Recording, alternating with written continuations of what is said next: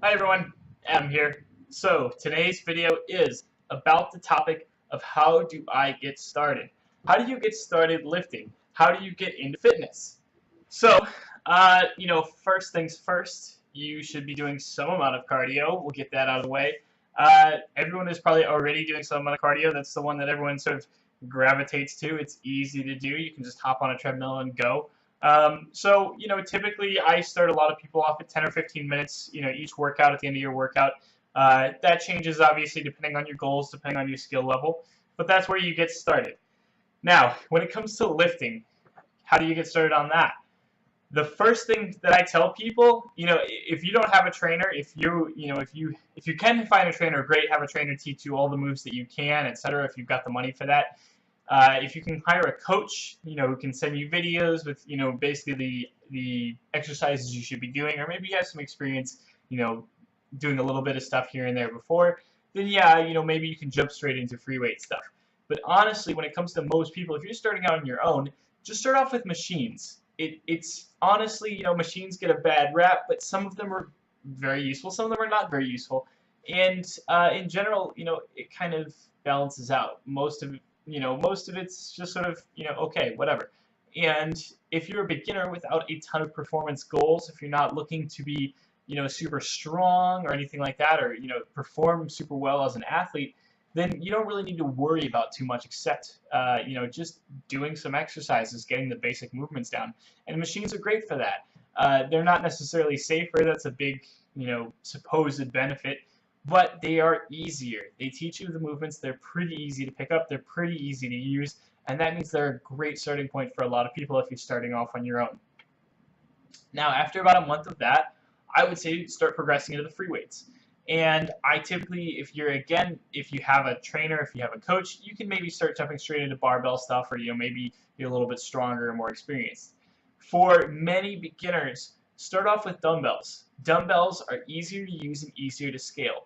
A barbell weighs 45 pounds, so any barbell exercise, if you can't do at least 45 pounds, you've got to use a dumbbell for that. You've got to do dumbbell variations of the same movement.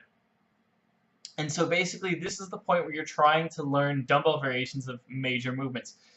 Dumbbell bench press, dumbbell shoulder press, dumbbell one-arm rows, dumbbell deadlifts. Depending, you may want to reduce the range of motion a little bit, simply because sometimes that can be awkward for people to go all the way to the floor with a dumbbell.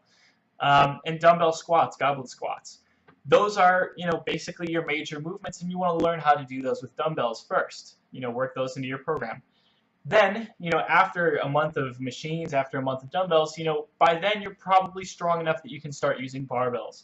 By then you're probably strong enough that on most major movements, you can do at least 45 pounds. Now the shoulder press is usually the one that takes the longest to get there, simply because it's one of the more naturally weak movements.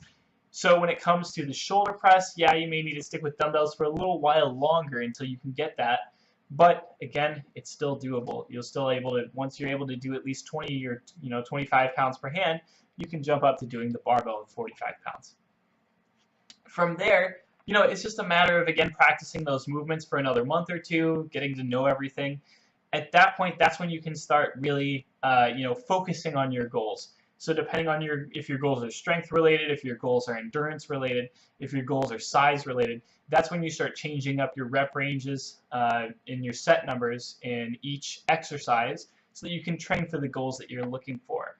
You can also start adding in more accessory work, smaller movements that essentially will help shore up your weak points and help you target any issues that are maybe left over simply because the barbell movements can sometimes be a little bit imprecise in those terms.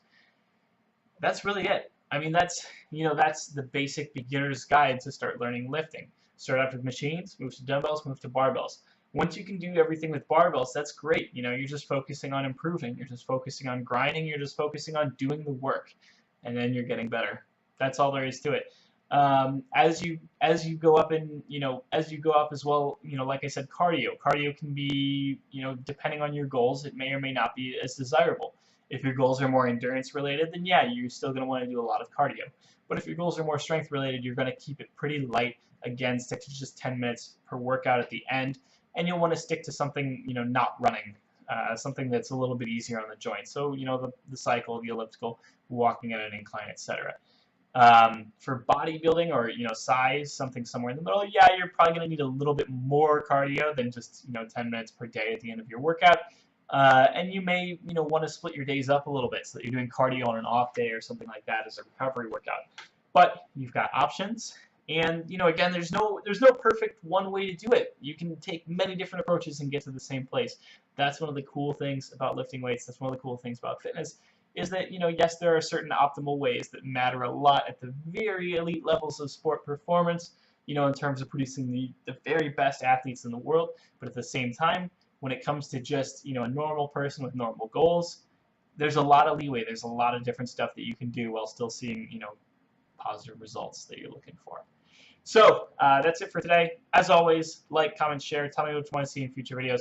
I will talk to you guys next time. Have a good one.